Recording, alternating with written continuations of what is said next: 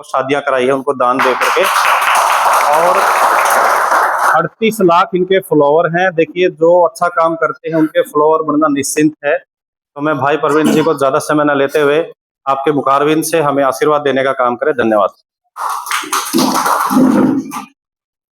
बहुत ही सम्मान के योग्य हमारे पड़ोसी गांव बाड़क के सरपंच कृष्ण जी, उदयवीर पहलवान जी, मेरे ही गांव के अंदर शहीद भगत सिंह स्कूल चलाने वाले लगभग 1999 से स्कूल चला रहे हैं मास्टर रामवीर जी, और इस संस्कार गुरुकुल जो है जिसको आरंभ करने की वो प्राचीन पद्धति को हमारे सामने लेके आने वाले भाई सतीश जी, मदर इंडिया से प्रिंसिपल साहब हैं, और मेरे साथ में आए मेरे बड़े भाई संदीप नैन जी, प्रदीप गणगस है, अभिमन्यु शास्त्री हरियाणा की सवर कोकिला इनको कहा जाता है, कुलदीप जी हैं, बाकी आप तमाम मेरे बड़े बुजुर्ग, आप सभी को मैं सबसे पहले सतीश जी को इस नए जो कार्यक्रम के लिए मैं मेरी तरफ से बधाई देता हूं, क्योंकि इस चीज की बड़ी आवश्यकता हमारे इलाके के अंदर थी।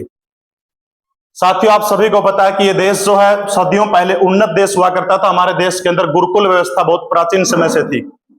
जिस समय इस देश के ऊपर अंग्रेजों ने कब्जा किया था, अंग्रेजों के आने से पहले इस देश के अंदर हिंदुस्तान के अंदर 7,32,000 से ऊपर गुरुकुल हुआ करते थे, और उन गुरुकुलों के अंदर जो पढ़ाई होती थी आवासीय गुरुकुल होते थे। जिस तरह से संस्कार गुरुकुल इन्होंने शुरू किया है उसी तरह से, यानी वहीं पर रह करके जो शिक्षक जो थे वो कोचिंग कह लीजिए पढ़ाने का काम जो है वो शिक्षक उन गुरुकुलों के अंदर किया करते थे।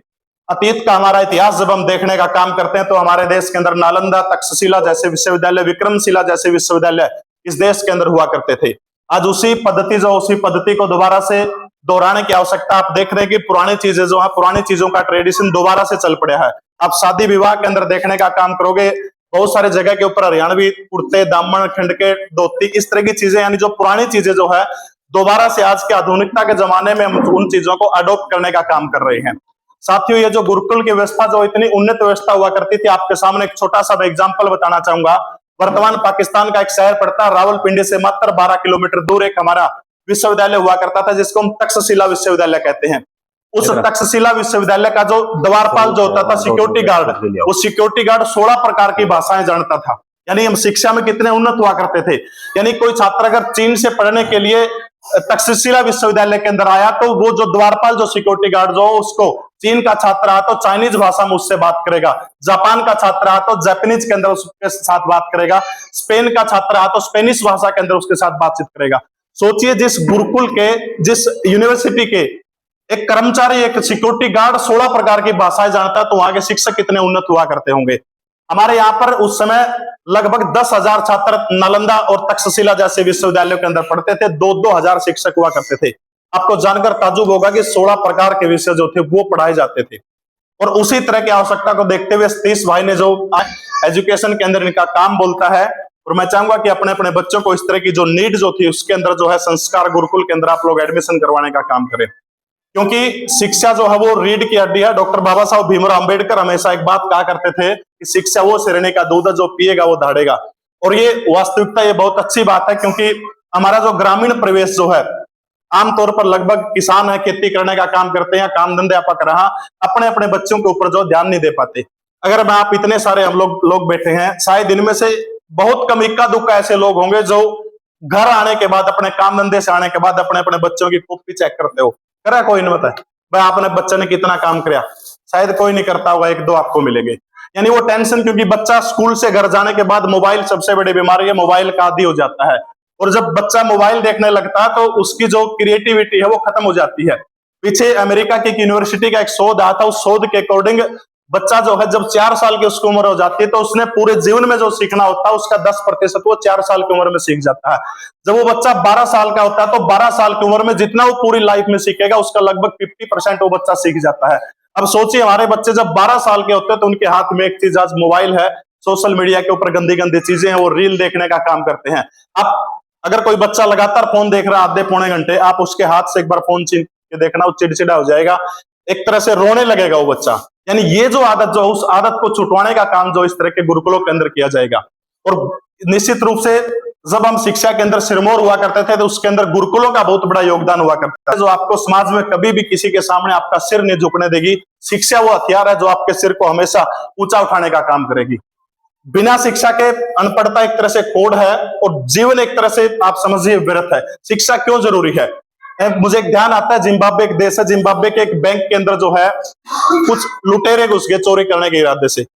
जब वो लुटेरे घुसे बैंक के अंदर, जब वो गए तो जाने के बाद में पिस्तौल ऊपर करके उन्होंने जितने भी बैंक में कस्टमर थे और जो बैंक के अधिकारी थे उन तक एक बात बोल दी, भाई सारे नीचे लेट जाओ, आपका माल नहीं है, ये पैसा आपका नहीं है, जनता का या फिर सरकार का, ताम क्यों अपनी जान जोखिम में दो।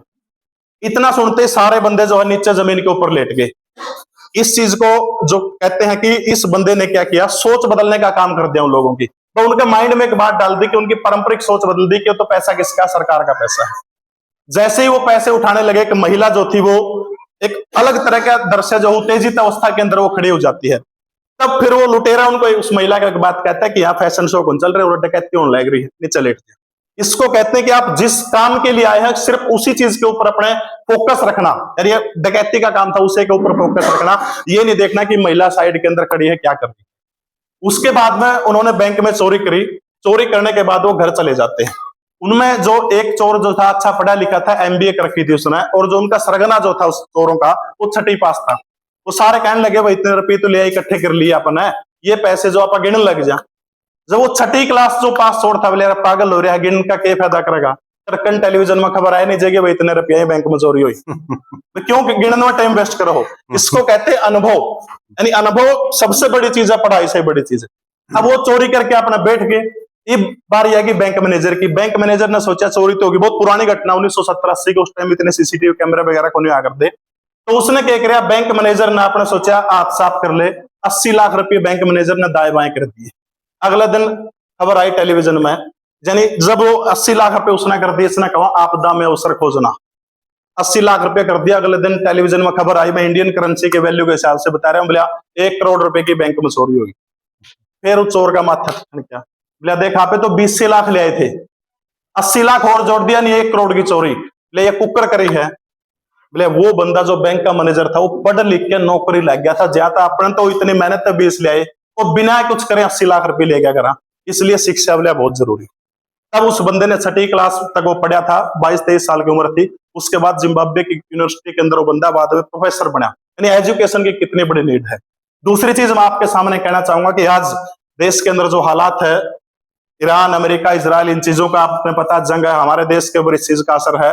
मुझे ध्यान आता है कि द्वितीय विश्व युद्ध के दौरान इंग्लैंड के प्रधानमंत्री हुआ करते थे विंस्टन चर्चिल, और उस समय इंग्लैंड के अंदर अंडे जो थे, अंडे की शॉर्टेज हो जाती है। तब विंस्टन चर्चिल ने क्या कर दिया, रेडियो के ऊपर ऐलान कर दिया कि भाई देश के अंदर जो है अंडों की कमी है और सैनिकों के